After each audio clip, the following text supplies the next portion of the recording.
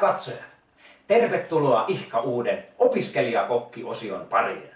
Täällä emme tee mitään gourmetruokia, jotka ovat paitsi vaikeita valmistaa, myös älyttömän kalliita. Sen sijaan teemme opiskelijaystävällisiä reseptejä, joilla varmasti myös sinä onnistut ruoanlaitossa. Tekemämme ruuat ja herkut ovat paitsi helposti valmistuvia, myös edullisia. Kuten varmasti varsin hyvin tiedätte, joulu lähestyy ja jo parin viikon kuluttua se vanha punanuttuinen parrakas ukkeli kolkuttelee oven takana, ellei sitten tule aiemmin käymään esimerkiksi pikkujouluissa. Yhtä kaikki, nyt tai ei koskaan, on hyvä aika muistella, miten nämä erilaiset jouluherkut valmistuvatkaan.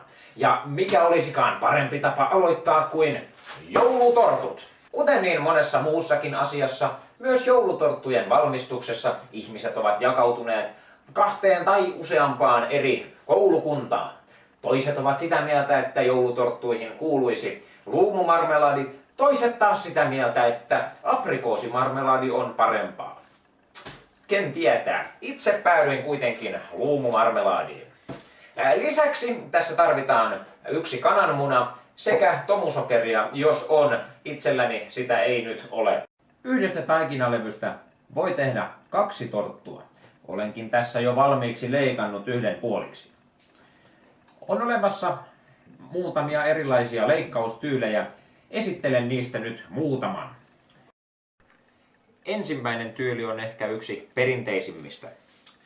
Se tehdään siten, että aloitetaan täältä aivan taikinalevyn kulmasta ja lähdetään tällä tavalla leikkaamaan tänne keskiöön.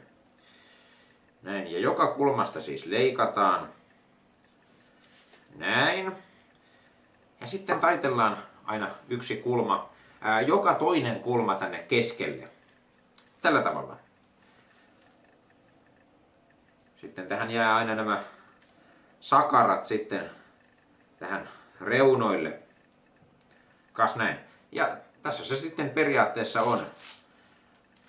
Tämän voi sitten laittaa uuniin ja se hieman paisuu. Laitan tähän nyt saman tien sitten tätä luumumarmeladia. Se laitetaan sitten näin. Seuraava malli on lähes samanlainen kuin äskeinen. Poikkeuksena on, että leikkaaminen aloitetaan hieman tuosta kulman vierestä. Silloin tästä sakarasta tulee hieman paksumpi. Eli tällä lailla ne sitten taas taitellaan tänne keskelle. Kas näin. No niin, tästä nyt ei ihan ehkä kaikkein kaunein tullut, mutta kuitenkin periaatteessa muoto, kuten näette, on lähes samanlainen ja luumuhillo laitetaan sitten tähän keskelle taas.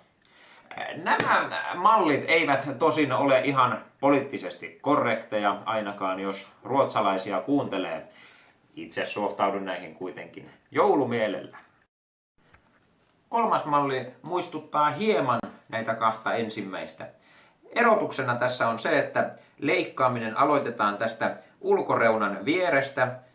Kas näin, ja leikataan siis sen ulkoreunan suuntaisesti tähän suurin piirtein puoliväliin saakka. Ja jokaisesta reunasta jälleen samalla tavalla. Ja sitten nämä leikatut reunat, jotka ovat täällä ulkopuolella, taitellaan tähän keskelle. Kas näin. Noin. Ja luumuhillo laitetaan jälleen tähän tortun keskelle. Sitä saa periaatteessa laittaa oman maun mukaan, mutta sitä ei kuitenkaan saisi tulla liikaa, koska muuten se sitten valuu uuniin. Viimeiseksi esittelen leikkausmallin, joka eroaa muista leikkausmalleista siten, että leikkausviilto tehdään kulman sisäpuolelle kulman suuntaisesti. Kas näin. Ja jälleen leikkausviilto ulottuu tänne suurin piirtein tortun puoliväliin. Se nyt ei ihan tietenkään viivottimen tarkkaa tarvitse olla. Mutta kas näin. Ja sitten taitellaan taas kulmat tuohon keskelle. Kas näin. Tämä on tällaista mukavaa jouluista pakertelua. Ja lopuksi taas laitamme sitten hillon tähän keskelle. Emmekä laita sitä liikaa, vaan ihan sopivasti, mutta kuitenkin sen verran, että luumun maistaa. Ennen kuin tortut laitetaan uuniin, ne sivellään kananmunalla, jotta torttu saa mukavan ruskean värin. Minulla on tässä lasissani ei suinkaan joulutortun kyytipoika, vaan yksi raaka kananmuna. Ja tästä sitten tällä siveltimellä tähän tapaan laitetaan.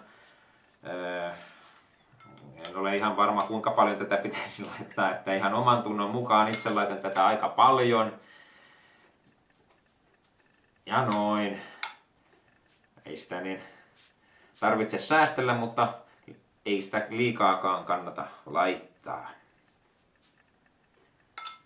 Hyvät katsojat, olemme juuri siirtyneet ajassa noin 15 minuuttia eteenpäin ja hyvänen aika, tortut ovat valmiita. Olen siis juuri ottanut ne ulos noin 225 asteisesta uunista, jossa ne olivat 13 minuuttia.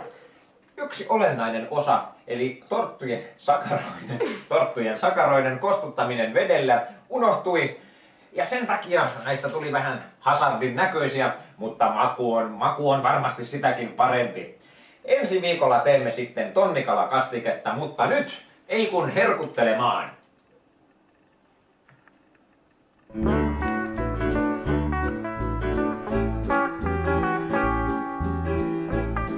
Yhdestä taikinalle.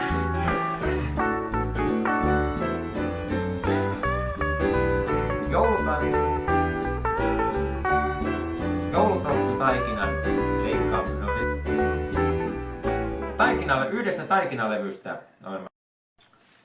Yhdestä taikinalevystä voi leikata. Yhdestä taikinalevystä voi tehdä 2 torttua. Hyvät katsojat! Olemme juuri siirtyneet ajassa noin 15 minuuttia ja hyvänen aika, tortut ovat valmiita.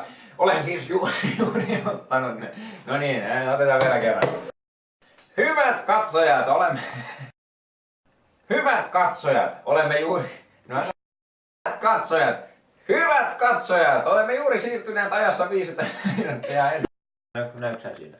Hyvät katsojat, olemme juuri siirtyneet ajassa 15 minuuttia eteenpäin ja olen juuri ottanut tortut ulos 225 asteisesta uunista. Olennainen osa sakaroiden voi... Ennen kuin tortut laitetaan uuniin, ne sivellään kananmunalla.